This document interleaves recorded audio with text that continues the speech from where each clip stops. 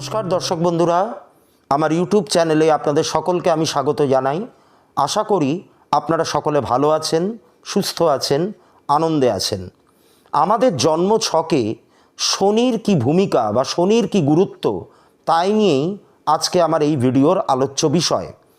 শনি এই গ্রহের নাম শুনলেই অধিকাংশ মানুষেরই মনে কিছু চিত্র ফুটে ওঠে, কিছু ছবি ফুটে ওঠে বা কিছু ধারণা তৈরি হয়ে যায় এবং সেই ধারণাগুলোর অধিকাংশই কিন্তু একটু নেতিবাচক বা একটু নেগেটিভ। অর্থাৎ এই শনির নাম শুনলে মানুষের মুখ শুকিয়ে আসে, হাত পা ঠান্ডা হয়ে যায়, একটা ভয় ভীতি তাদের মধ্যে কাজ করে, একটা আশঙ্কা মনের মধ্যে তৈরি হয়। আসলে দোষটা কিন্তু সাধারণ মানুষের নয়।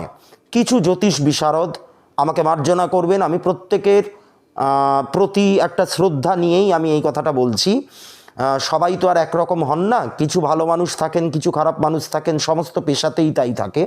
তা এবার এই জ্যোতিষশাস্ত্রে বা এই জ্যোতিষ চর্চার যে জগৎ, সেখানে এমন কিছু মানুষ রয়েছেন যারা কিন্তু এই শনির নাম ভাঙিয়ে প্রকৃত অর্থে ব্যবসা ফেদে বসেছেন।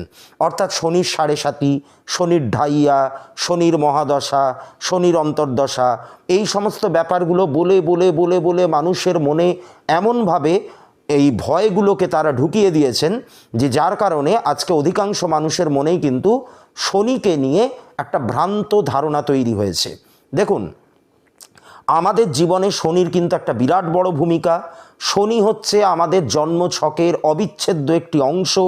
আমাদের জ্যোতিষশাস্ত্রের 70 থেকে 80 ভাগ অকেজো হয়ে পড়ে যদি আমরা শনিকে বাদ দিই, এবং আমাদের জীবন অন্ধকারাচ্ছন্ন হয়ে যাবে যদি আমরা শনিকে আমাদের জীবন থেকে বাদ দিয়ে ফেলি। অর্থাৎ শনি, জ্যোতিষশাস্ত্র মতে শনি কিন্তু অন্ধকারের কারক গ্রহ, কিন্তু শনিকে বাদ দিলে আমাদের জীবন কিন্তু প্রকৃত অর্থে অন্ধকার হয়ে পড়ে। তো সেই কারণে শনি ব্যতীত কোনো কিছুই নয়। শনি অত্যন্ত গুরুত্বপূর্ণ একটি গ্রহ এবং আমাদের জীবনে বা আমাদের জন্মছকে এনার ভূমিকা ঠিক কতখানি, ইনি কীরকম কাজ করেন আমাদের লাইফে বা কীরকম দায়িত্ব ইনি পালন করতে আসেন, কী দায়িত্ব ওনার ওপর থাকে আমাদের জীবনটাকে চালিত করে নিয়ে যাওয়ার ক্ষেত্রে ওনার ভূমিকা কতখানি, সেটা নিয়েই আমরা আজকে আলোচনা করব। প্রথমে আমরা জেনে নেব যে এই শনি গ্রহটি কোন কোন জিনিসকে নির্দেশ করে। শনি হচ্ছে নিয়ম, শনি হচ্ছে নিষ্ঠা, শনি হচ্ছে ধৈর্য, শনি হচ্ছে অনুশাসন, শনি হচ্ছে নিয়মানুবর্তিতা, পাংচুয়ালিটি, এবং শনি হচ্ছে কর্মফলদাতা বা কর্মের প্রধান কারক গ্রহ হলেন শনি। তো এগুলো থেকেই বোঝা যাচ্ছে যে শনি কতখানি গুরুত্বপূর্ণ আমাদের জীবনে, এবং শনিকে নিয়ে একটি ভ্রান্ত ধারণা মানুষের মধ্যে রয়েছে। মানুষ ভাবে যে শনির প্রভাব থাকলে পরে একজন মানুষের মধ্যে থেকে মোহ মায়া বা এই যে অর্থের প্রতি একটা টান বা অর্থ রোজগার করবার যে একটা বাসনা, এই ব্যাপারগুলো মানুষের মধ্যে থেকে চলে যায়। ব্যাপারটা একেবারেই তা নয়। শনি কিন্তু অর্থ প্রদানকারীও একটি গ্রহ। অর্থাৎ আমরা যদি ঠিকঠাকভাবে আমাদের কর্মের মাধ্যমে আমাদের জীবনটাকে চালনা করে নিয়ে যাই, প্রপার ওয়েতে যদি আমরা আমাদের কাজ করি, কোনো রকম 2 নম্বরই রাস্তা না নিয়ে বা কোনো রকম অন্যায়ের সাথে আপোষ না করে আমরা যদি আমাদের জীবনটাকে চালনা করে নিয়ে যাই, তাহলে শনি কিন্তু 2 হাত ভরে আমাদেরকে আশীর্বাদ করেন, 2 হাত ভরে আমাদেরকে ধন সম্পদ দেন। এবং শনি যখন আমাদেরকে কিছু দিচ্ছেন, শনির থেকে আমরা যখন কিছু পাচ্ছি, মনে রাখবেন দর্শক বন্ধুরা, শনির দান কিন্তু একদম লং টার্ম, দীর্ঘমেয়াদী দান, যা কোনোদিন আপনার হাতছাড়া হবে না। অন্যান্য প্ল্যানেটের ক্ষেত্রে এতটা জোর দিয়ে এই কথা বলা যায় না, বিশেষ করে রাহুর ক্ষেত্রে তো বলা যায়ই না, কারণ রাহু একটা ইলিউশন তৈরি করে। রাহু যখনই আমাদেরকে কিছু দিচ্ছে, পরবর্তীকালে সেটা আমাদের হাতছাড়াও হয়ে যেতে পারে। কিন্তু শনির দান মানে শনি বারবার করে আমাদেরকে পরীক্ষার মাধ্যমে, আমাদের ধৈর্যের পরীক্ষা নিয়ে, আমাদের নিয়ম নিষ্ঠার পরীক্ষা নিয়ে বিভিন্ন রকম কাজের মাধ্যমে আমাদেরকে চালিত করে নিয়ে যাবেন, এবং দেখবেন যে আমাদের কতখানি যোগ্যতা। শনি কখনোই কাউকেই কিন্তু ছাড় দেন না। শনি প্রত্যেকের ক্ষেত্রেই একটা দণ্ড নিয়ে দাঁড়িয়ে থাকেন, একটা বেদ বা একটা চাবুক হাতে নিয়ে দাঁড়িয়ে থাকেন। যখনই আমরা কোনো ভুল করি, তখনই সপাটে সেই চাবুক দিয়ে বা সেই বেদ দিয়ে তিনি আমাদের প্রহার করেন, আঘাত করেন এবং আমাদেরকে বুঝিয়ে দেন যে আমাদের ভুলটা কোন জায়গাটায় হচ্ছিল। সেই কারণেই শনিকে অনেকেই কিন্তু নির্মম নিষ্ঠুর একটি গ্রহ বলে মনে করেন, কিন্তু আদতে তিনি হচ্ছেন একজন গুরু। আমরা বৃহস্পতিকে গুরুর সঙ্গে তুলনা করি, কিন্তু তার থেকেও যদি বড় কোনো গুরু থেকে থাকেন তিনি হচ্ছেন কিন্তু শনি। গুরুরা তাদের ভক্ত বা বলুন বা তাদের শিষ্য বলুন, তাদের প্রতি সবসময় একটা কড়া মনোভাব নিয়ে থাকেন। এখানেই কিন্তু গুরু এবং অভিভাবকদের মধ্যে বা মা বাবার মধ্যে একটা তফাৎ লক্ষ্য করা যায়। গুরু কিন্তু ইচ্ছাকৃতভাবে তার ভক্তদেরকে বা তার শিষ্যদেরকে একটা বিপদের মধ্যে ফেলেন, যার মাধ্যমে তিনি একটা শিক্ষা দিতে চান, একটা বাস্তব শিক্ষা দিতে চান। ঠিক সেরকমভাবেই শনিও কিন্তু আমাদেরকে নানান রকম প্রতিকূল পরিস্থিতির মধ্যে ফেলে আমাদেরকে জীবন বোধ শেখাতে চান, জীবন দর্শন শেখাতে চান, আমাদেরকে নানান রকম পরীক্ষার মাধ্যমে নিয়ে গিয়ে খাঁটি শিক্ষাটা আমাদেরকে দিতে চান, যাতে আমরা ভবিষ্যৎটা যাতে আমাদের প্রচণ্ড রকম স্মুথ হয়, প্রচণ্ড রকম মসৃণ হয় আমাদের চলার পথটা। এইবার প্রথমে আমরা আলোচনা করব যে শনি একজন মানুষের জীবনে কোন সময় থেকে ভূমিকা পালন করা শুরু করে। দেখুন, আমাদের জীবনের যখন 30টা বছর পার হয়ে যায়, অর্থাৎ যখন আমরা 30 বছর বয়সে পা দিই, আমাদের 30তম জন্মদিন যখন এসে উপস্থিত হয়, ঠিক সেই সময় শনি কিন্তু তার খেলা দেখানো শুরু করেন আমাদের জন্মছকে। এবারে আপনারা একটু অবাক হতে পারেন যে এই 30 বছর পর থেকে শনি খেলা দেখাচ্ছে বা শনি তার ভূমিকা পালন করছে, তাহলে এই বাকি 30টা বছর কি শনি ঘুমন্ত অবস্থায় ছিল? না, কখনোই না। এই 30 বছর বয়সের হিসেবটা আমি আপনাদেরকে একটুখানি বুঝিয়ে বলি। ধরুন কারোর জন্মছকে শনি অবস্থান করছে হয়তো কর্কট রাশিতে, তার লগ্ন হচ্ছে কর্কট, সেই লগ্নভাবে শনি অবস্থান করছে। এইবার কোনো প্ল্যানেটই তো বা কোনো গ্রহই তো আমাদের জন্মছকে স্ট্যাগন্যান্ট অবস্থায় থাকে না, তারা তো মুভ করে, তারা প্রতিটা মুহূর্তে মুভ করছে। এবার সেরকমভাবে লগ্নভাবে যে শনি অবস্থান করছিল তিনিও মুভ করছেন। এবার আমরা জানি যে শনির এক একটা রাশি বা এক একটা ঘর, জন্মছকের যে এক একটা ঘর, তা পেরোতে লেগে যায় 2.5 বছর সময়। শনি একটু ধীর স্থির প্রকৃতির গ্রহ। এন্টায়ার আমাদের জ্যোতিষশাস্ত্রে যে নবগ্রহের ব্যাপারে আমরা পড়েছি তাদের মধ্যে বা জানি, তাদের মধ্যে শনি হচ্ছে সবথেকে স্লো মুভিং প্ল্যানেট। ঠিক আছে, এক একটা রাশি পেরোতে তার লেগে যায় 2.5 বছর সময়। তা এবার শনি ধরুন কারোর জন্ম ছকে লগ্নভাবে অবস্থান করছে, লগ্ন হচ্ছে ধরুন কর্কট। এইবার শনি সেখান থেকে, সেই ব্যক্তির জন্মের পর শনি সেখান থেকে মুভ করছে আস্তে আস্তে, কর্কট পেরিয়ে তিনি চলে গেলেন সিংহ রাশিতে, সিংহ পেরিয়ে তিনি চলে গেলেন কন্যা রাশিতে, তারপরে এইভাবে তুলা রাশি পেরোলেন, তুলার পরে বৃশ্চিক পেরোলেন, বৃশ্চিকের পরে ধনু, তারপরে মকর, তারপরে কুম্ভ, তারপরে মীন, তারপরে আবার তার প্রবেশ ঘটলো মেষ রাশিতে, তারপরে বৃষ, তারপরে মিথুন, এই করে আবার কিন্তু তিনি কর্কট লগ্নে বা কর্কট রাশির ঘরে তিনি কিন্তু ফিরে এলেন।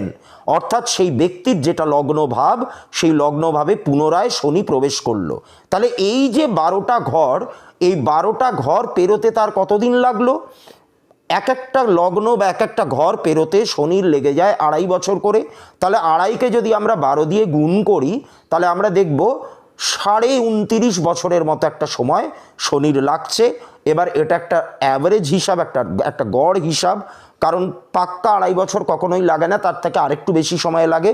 তার কারণ প্রত্যেকটা রাশিতেই শনি মাঝে মধ্যে কিন্তু বক্রি হচ্ছেন, এবং বক্রি হলে কিন্তু সেখানে 3-4 মাসের একটা পিরিয়ড কিন্তু এক্সট্রা চলে আসছে। তো তাই জন্য এই যে 29.5 বছরের যে হিসেবটা আমি দিলাম, এটা দিয়ে একদম কাটায় কাটায় টায়ে টায়ে যে 29.5 বছর তা নয়, একটু এদিক ওদিক হয়। তাহলে মোদ্দা কথা হলো 30 বছর বয়সের পর বা জীবনের 30টা বছর পেরোনোর পর একজন ব্যক্তির জন্ম ছকে শনি যেই স্থানে অবস্থান করছিল সেই স্থানেই আবার ফিরে আসে। এবার আমাদের জ্যোতিষশাস্ত্রে হাউস অ্যাক্টিভেশন বলে একটা ব্যাপার আছে। হাউস অ্যাক্টিভেশন মানে কি? যেই ঘরে যেই গ্রহটি জন্মের সময় অবস্থান করে, সেই ঘরে আবার যখন সেই গ্রহটি ঘুরে ফিরে আসে তখন সেই হাউস অ্যাক্টিভেটেড হয়ে যায়।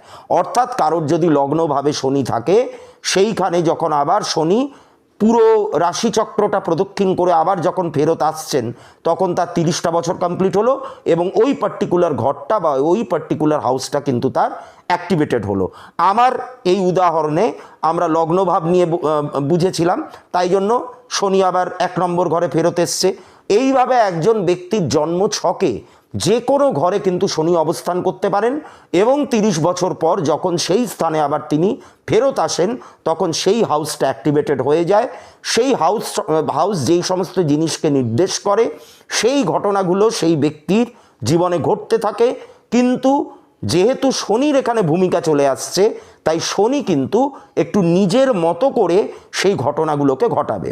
এবার আমরা একটুখানি জেনে নিই যে কোন ঘরে, মানে আমাদের জন্মছকের কোন ঘরে বা কোন ভাবে শনি অবস্থান করলে পরে কীরকম ফলাফল দিয়ে থাকেন। প্রথমে আমরা আসি লগ্নের ক্ষেত্রে, অর্থাৎ একজন ব্যক্তির লগ্নভাবে যদি শনি অবস্থান করে তাহলে কি ঘটতে পারে। তাহলে সেই ব্যক্তি প্রচণ্ড রকম নিয়ম শৃঙ্খলা মানা একজন ব্যক্তি হতে পারেন, তার অসীম ধৈর্য হতে পারে এবং সবথেকে বড় কথা তিনি কিন্তু টাইমের ব্যাপারে, সময়ের ব্যাপারে প্রচণ্ড রকম পাংচুয়াল। অর্থাৎ কোথাও ধরুন যাওয়ার কথা আছে, তিনি 10 মিনিট আগে পৌঁছে যাবেন কিন্তু 1 মিনিট পরে পৌঁছাবেন না, এতটাই তার সময়ের ব্যাপারে জ্ঞান। তাহলে এই হচ্ছে লগ্নভাবে শনির প্রভাব। এবারে কারোর জন্মছকে যদি দ্বিতীয়ভাবে শনি অবস্থান করে তাহলে সেই ব্যক্তির ক্ষেত্রে কি হতে পারে, তার খাদ্যাভ্যাসটা একটু অন্যরকম হবে। কীরকম অন্যরকম? বাইরের খাওয়া দাওয়ার প্রতি তার কোনো রকম ঝোঁক থাকবে না, কোনো রকম রিচ খাওয়া, মশলাদার খাওয়া, সেই সমস্ত খাবারের প্রতি তার কোনো ঝোঁক থাকবে না। তিনি কিন্তু একটুখানি পাতলা ঝোল ঝোল সেদ্ধ সেদ্ধ রান্না পছন্দ করবেন। দ্বিতীয়ভাবে শনি যদি অবস্থান করে তাহলে আর কি হতে পারে, সেই ব্যক্তির পরিবারে যে সমস্ত সদস্যরা আছেন তারা একে অপরের থেকে একটু ডিস্টেন্স মেনটেন করে চলেন। কারোর সাথে কারোর খুব একটা মিলমিশ নেই, এই কথাটা আমি বলবো না, কিন্তু কেউ কারোর সাথে যে একটুখানি বেশিক্ষণ ধরে কথা বলা বা গল্পগুজব করা এই ব্যাপারটা দেখা যায় না। এবং সেই ব্যক্তির বাড়িতে যদি কোনো বৃদ্ধ বয়স্ক যদি কোনো মানুষ থাকেন, সেই ব্যক্তির একটু কিন্তু হাড়ে বা গাঁটে একটু বিশেষ ধরনের ব্যথা লক্ষ্য করা যেতে পারে এবং সেই জাতক বা জাতিকার এই বাড়ির বা পরিবারের সদস্যদের শরীর খারাপ, দুঃখ, কষ্ট এগুলো সামলানোর জন্য কিন্তু অর্থ ব্যয় হতে পারে। যদি তৃতীয়ভাবে শনি অবস্থান করে তাহলে একজন ব্যক্তির ক্ষেত্রে কি হতে পারে, সেই ব্যক্তি কিন্তু তখন তার আত্মীয় স্বজন বলুন, বন্ধুবান্ধব বলুন, কারোর সাথেই খুব একটা বেশি মেলামেশা করতে চাইবে না, কারোর সাথেই মেলামেশা করতে তিনি পছন্দ করবেন না। খুবই সিলেক্টিভ কিছু লোকজনের সঙ্গে তিনি মিশবেন। মেলামেশার ক্ষেত্রে তিনি কিন্তু প্রচণ্ড রকম চুজি হবেন, প্রচণ্ড রকম নাকুচু টাইপের হবেন। কার সাথে মিশবো কার সাথে মিশবো না এই ব্যাপারে তার কিন্তু একটা মানে বিরাট রকমের একটা বাছবিচার কাজ করবে। আর কি হতে পারে, তৃতীয়ভাবে যদি শনি অবস্থান করে তাহলে কিন্তু সেই ব্যক্তির মধ্যে প্রচণ্ড রকমের ধৈর্য দেখা যেতে পারে, তিনি খুব ধৈর্যশীল হতে পারেন, তবে তার মধ্যে কিন্তু একটু সাহসের অভাব লক্ষ্য করা যায়। যদি চতুর্থভাবে শনি অবস্থান করে তাহলে মায়ের সঙ্গে সম্পর্কে একটা দূরত্ব কিন্তু নজরে পড়ে, তবে সেটা খুব একটা কিন্তু মানে খুব একটা গুরুতর কিছু নয়। মায়ের সঙ্গে সম্পর্ক কেমন থাকবে সেটা আমাদের 4th হাউসের একদম ডিটেলস অ্যানালিসিস করলে বোঝা যাবে। তবে সেই ব্যক্তির ক্ষেত্রে পড়াশোনার ব্যাপারে কিন্তু একটুখানি এক্সট্রা এফর্ট দিতে হতে পারে। যদি পঞ্চমভাবে শনি অবস্থান করে তাহলে সেই ব্যক্তির ক্ষেত্রে দেখা যাবে, এবং যদি শনি কোনো খারাপ নক্ষত্রে থাকে তাহলে সেই ব্যক্তির ক্ষেত্রে সন্তান হতে একটুখানি দেরি হতে পারে বা সন্তান হওয়ার ক্ষেত্রে কিন্তু একটু বাধা বিপত্তি এই ব্যাপারগুলো আসতে পারে। যদি ষষ্ঠভাবে শনি অবস্থান করে তাহলে সেই ব্যক্তিকে রোজগার করতে গেলে বা জীবনে সাফল্য পেতে গেলে একটু বেশি মাত্রায় প্রয়োজনের অতিরিক্ত একটু কি বলবো পরিশ্রম করতে হয়। যদি সপ্তমভাবে শনি অবস্থান করে তাহলে সেই ব্যক্তির যিনি জীবনসঙ্গী বা জীবনসঙ্গিনী যিনি হবেন তিনি কিন্তু একটুখানি ওল্ড কালচারের হতে পারেন, একটু পুরনো দিনের গান বাজনা শুনতে পছন্দ করতে পারেন এবং তার মধ্যেও কিন্তু একটা নিয়ম নিষ্ঠা, ধৈর্য, অনুশাসন এই ব্যাপারগুলো লক্ষ্য করা যেতে পারে।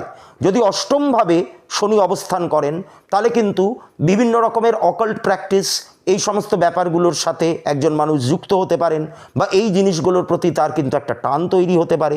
যদি নবমভাবে শনি অবস্থান করেন তাহলে কিন্তু এখানেও একটু কি বলবো একটু পিতার সঙ্গে সম্পর্কে একটুখানি ভাঙন ধরতে পারে বা পিতার সঙ্গে একটা দূরত্ব তৈরি হতে পারে। যদি দশমভাবে শনি অবস্থান করেন তাহলে সেই ব্যক্তির কর্মস্থল অত্যন্ত পরিশ্রমের হয়ে থাকে, প্রচণ্ড রকম কি বলবো এফোর্ট দিতে হয় কাজের জায়গায়, সেটা তিনি ব্যবসায়ী করুন, তিনি স্বাধীন পেশার সাথেই যুক্ত থাকুন, কি তিনি কোনো চাকরি বাকরি করুন, যাই করুন না কেন একটু এক্সট্রা এফোর্ট তাকে দিতে হয়। এরপর আমি আসি একাদশ ভাবের ক্ষেত্রে। একাদশভাবে যদি শনি অবস্থান করেন তাহলে সাধারণত দেখা যায় যে জীবনের প্রাপ্তিগুলো একটুখানি হলেও দেরিতে হয়।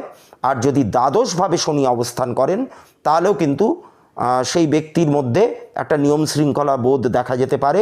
তিনি একটুখানি তাড়াতাড়ি রাত্রিরে শুতে যাওয়া, তাড়াতাড়ি ঘুম থেকে উঠে পড়া, এই ব্যাপারগুলো তার মধ্যে দেখা যায়।